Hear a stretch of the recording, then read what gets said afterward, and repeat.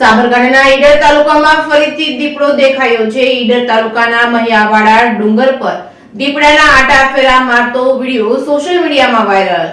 સાબરકાંઠાના ઈડર તાલુકામાં ફરીથી દીપડો દેખાયો હતો। ઈડર તાલુકાના મહિયાવાડા ડુંગર પર દીપડાના આટા ફેરા મારતો વિડીયો સોશિયલ મીડિયામાં વાયરલ થયો હતો। દિવસ દરમિયાન પહાડો પર દીપડાના આટા ફેરાથી લોકોમાં ભયનો માહોલ ફેલાયો હતો। અવારનવાર દીપડાના આટા ફેરાથી સ્થાનિક લોકોમાં ભય। ઈડર ગઢ સહિત આસપાસના વિસ્તારના ડુંગરોમાં દીપડાનો વસવાટ છે। રહેણાંક વિસ્તારમાં દીપડાઓ આવતા સ્થાનિકોમાં ભયનો માહોલ। રિપોર્ટિંગ બાય અશોક નાઈ, સાબરકાંઠા।